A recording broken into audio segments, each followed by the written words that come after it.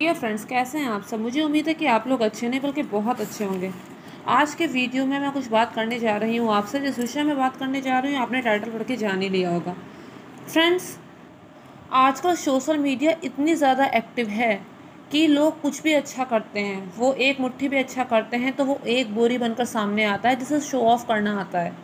जी हाँ फ्रेंड्स, अच्छे लोग कहीं नींव की ईंट बन के दबके रह जाते हैं और जो बीच में जो लोग होते हैं, जो करते कम है दिखाते ज़्यादा हैं, उन्हीं लोगों का बोलबाला है। लेकिन पहले समय में तो सोशल मीडिया बिल्कुल ही नहीं था। तो उस समय पे लोगों की प्रतिभा का बाहर आना बहुत बहुत बहुत ज़्यादा मुश्किल था। ऐसे ही कुछ प्रतिभा थी, जैसे आप लोग जानते होंगे कि रूसो एक बहुत अच्छे फिलोसोफर थे और जीते जी लोगों ने उनकी कदर नहीं की। जब वो मर गए तो उसके बाद उनके लिखे हुए लेख जब लोगों के हाथ लगे तो पता चला कि वो कितना फेमस इंसान था। उसके दृष्टांत आज तक लोग बीएड में पढ़ते हैं। उसके विषय में जब लोगों ने अनुमान लगाया उसके मरने के बाद, तो वापस से उसकी कब्र को खोदा गया और वापस उसकी कब्र ऐसी जगह बनाई गई जहाँ पे फेमस लोगों को दफनाया गया है। तो जीते जीते उसकी कोई कदर नहीं हुई। वैसे ही एक थे प्रेमचंद, मुंशी प्रेमचंद। जीते जी लोगों ने उनकी कोई कदर नहीं की, उन्हें कभी भी किसी का सपोर्ट नहीं मिला। पूरा जीवन उन्होंने दुख उठाया और यहाँ तक कि इनकी मृत्यु भी आर्थिक विपन्नता के कारण हुई और आज उनके उपन्यास दुकानों में बिकते हैं। तो ऐसा होता है कि बहुत से लोगों की प्रतिभा उनके जीते जी सामने नहीं आती। कई बार तो लोग ऐसा भी कहते हैं कि किसी भी इंसान की कीमत उसे खोने के बाद होती है और किसी भी चीज़ की कीमत उसके घर आने से पहले होती है। तो वैसा ही कुछ मुंशी प्रेमचंद के बारे में हम कह सकते हैं। अभी मुंशी प्रेमचंद की एक फेमस कहानी के बारे में मैं आपसे बात करने जा रही हूँ। फ्रेंड्स, आप लोगों ने अक्सर सुना होगा प्रायश्चित। प्रायश्चित क्या होता है? जब इंसान कुछ गलत करे और उसे गिल्ट हो कि मैंने जो किया वो ठीक नहीं था और वो इसका पश्चाताप करने के लिए रेडी हो जाए, अपनी गलती को सुधारने का प्रयास करे। ऑब्वियस सी बात है, जो एक बार हो गया वो वापस नहीं लाया जा सकता, लेकिन कुछ ऐसा किया जा सकता है कि जिससे वो चीज़ दोबारा ना हो और जिससे उस चीज़ से जो नुकसान हुआ है उससे इंसान उसकी भरपाई कर सके। फ्रेंड्स, आप लोगों ने देखा होगा, बहुत पहले की बात है, एक फेमस तस्वीर थी। वो तस्वीर तो मेरे पास नहीं है लेकिन मैं उसके बारे में आपसे बात करना चाहूँगी। एक कोई जगह थी, वहाँ पर अकाल पड़ा हुआ था, एकदम सूखा पड़ा हुआ था। वहाँ पे लोग आधे से ज़्यादा मारे जा चुके थे, कुछ बचे कुचे वहाँ से जा चुके थे। तो वहाँ पर एकदम सूखी पड़ी फर्श पर एक गिद्ध था और उससे थोड़ी दूर पे एक लड़की थी जो बिल्कुल मरने के कगार पे थी, भूख प्यास से व्याकुल, जिसे देख के हैवान का भी दिल पसीज जाए। वैसी स्थिति में वो लड़की थी और वो बिल्कुल मरने के कगार पे थी और गिद्ध उससे थोड़ी दूर पे था। वो उसके मरने का इंतज़ार कर रहा था कि जब वो मर जाएगी तो उसके बाद आगे आप लोग खुद समझदार हैं। तभी वहाँ पर एक फ़ोटोग्राफ़र ने तस्वीर खींची। वो तस्वीर जब हाईलाइट हुई तो उसे खूब इनाम मिला, उसे खूब पैसा मिला, खूब शोहरत मिली और अपनी इस कामयाबी को सेलिब्रेट करने के लिए उसने एक जश्न का आयोजन किया।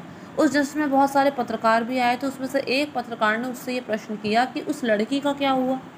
तो वो बड़ा भौचक्का रह गया। उसने कहा उस लड़की का, पर मैं तो वो देखने के लिए रुका ही नहीं, मुझे फ़्लाइट पकड़नी थी, मैं वहाँ से चला गया। तभी उस पत्रकार ने कहा कि मैं आपसे बिल्कुल सच कह रहा हूँ, उस समय वहाँ पर एक नहीं दो गिद्ध मौजूद थे और उसमें से एक के हाथ में कैमरा था। अगर फ़ोटो भले उसने खींच ली हो, फ़ोटो खींच कर ही अगर वो उस लड़की को अस्पताल पहुँचा देता जहाँ पहुँचने की वो कोशिश कर रही होती, तो वो लड़की ज़िंदा थी। अब उस व्यक्ति ने इस विषय में सोचना शुरू किया।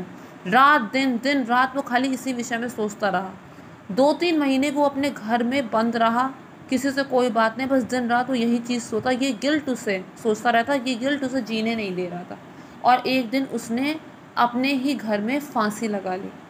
वो लड़की भी मर चुकी थी और आप ये कह सकते हैं कि उस पाप की सज़ा इस आदमी को मिल गई थी, वो भी मर चुका था। हालांकि वो इस चीज़ का प्रायश्चित किसी और तरह से कर सकता था। वो अकाल पीड़ित लोगों की सहायता कर सकता था, जो इस तरह की कंडीशन में लोग हो, उनको उसका गिल्ट कम हो सकता था, लेकिन उसने ऐसा नहीं किया, उसने अपनी जान दे दी। तो प्रायश्चित ये तो बिल्कुल ही नहीं हो सकता। दूसरी बात फ्रेंड्स, आपने सुना होगा इस बारे में, एक बार सत्यमेव जयते एक सीरियल आता था बहुत पहले, तो आता था सत्यमेव जयते। उसमें एक कहानी दिखाई गई थी कि एक आदमी था, तो किसी राजस्थान से रिलेटेड कोई गांव था, वहाँ पे कहीं रहता था, अपनी पत्नी से बहुत प्यार करता था। क्या हुआ कि एक बार उसकी पत्नी गिर पड़ी और उसके सर पे गंभीर चोटें आई। वो उसे तुरंत अस्पताल ले जाना चाहता था, लेकिन वहाँ पर बीच में ऐसा कोई रास्ता नहीं था, पहाड़ी के उस पार से रास्ता था, जिस वजह से उस अस्पताल ले जाने में इतनी देर हो गई कि उसकी पत्नी मर गई। उसने अपने मन में ठान लिया कि आज जो मेरी पत्नी के साथ हुआ वो किसी और के साथ ना हो, और वो उस चट्टान को खोद के उससे रास्ता बनाने में लग गया। पहले सब लोगों ने उसे पागल कहा, लेकिन फिर उसके बाद जब उसकी लगन को देखा तो उसे और औजार ला कर दिए और आज वो रास्ता बन भी गया है। तो उसने कुछ इस तरह से उस घटना को लिया। तो फ्रेंड्स, इस तरह की बहुत से घटना दुर्घटना हमारे जीवन में होती हैं। कोई इसे सकारात्मक वे में लेते हैं तो कोई नकारात्मक वे में लेते हैं। पहली बात तो इस तरह की गलती होनी ही नहीं चाहिए। किस तरह की गलती? जैसे उस फोटोग्राफर ने की थी, इस तरह की गलती होनी नहीं चाहिए। लेकिन अगर ऐसा कुछ हो जाता है जैसा कि उस आदमी के साथ हुआ था, तो किस तरह से वो चीज़ ना हो इस बारे में सोचना चाहिए। अब वो आदमी भी तो दुख से मर सकता था, रात दिन इसी बात को सोच सोच कर कि उसकी वजह से उसकी पत्नी की जान चले गई, वो उसे टाइम पर अस्पताल नहीं पहुंचा पाया, वो ऐसा कर सकता था, वो वैसा कर सकता था, वो भी इस बात को सोच सोच के कुड़ के मर सकता था। लेकिन उसने एक अलग ही रास्ता अख्तियार किया। उसकी कीमत तो शाहजहाँ से भी बहुत ज़्यादा होगी। शाहजहाँ ने क्या किया? कुछ नहीं किया, ताजमहल बना के छोड़ दिया। आज का सब लोग शाहजहाँ की पूरा कच्चा चिट्ठा जानते हैं, सब जानते हैं कि शाहजहाँ कैसा आदमी था। तो उस आदमी ने जो किया उसकी कदर सबसे ज़्यादा है। तो फ्रेंड्स, प्रेमचंद की एक ऐसी कहानी मैं आपके सामने रखने जा रही हूँ और उस कहानी का नाम है प्रायश्चित। क्या था इस कहानी में, इस विषय में मैं आपको बताऊंगी। फ्रेंड्स, जो 2-4 घंटे आप लोग टीवी या फ़ोन में बर्बाद करके अपनी आंखें फोड़ते हैं ना, अगर कोई अच्छी किताब पढ़ेंगे तो उसे कुछ ना कुछ नया सीखने को ही मिलेगा। और बात करेगा प्रेमचंद की किताबों की, तो उसमें कुछ अच्छा ही सीखने को मिलता है। समाज की कुरीतियों को उन्होंने जिस तरह से सामने प्रस्तुत किया वो काबिल तारीफ़ है। उस समय के जो हालात थे उन्होंने जिस तरह से उसको बताया वो काबिल तारीफ़ और उसके अलावा अगर हम उनके उपन्यासों को पढ़ें, उनकी कहानियों को पढ़ें, तो हमें ये मालूम होगा कि वो कहानियाँ हमारे सामने होती हुई नज़र आएंगी। कहने का मतलब ये, उन्होंने जिस तरह से इन कहानियों को लिखा है, आप ये नहीं समझ पाएंगे कि आप ये कहानी पढ़ रहे हैं या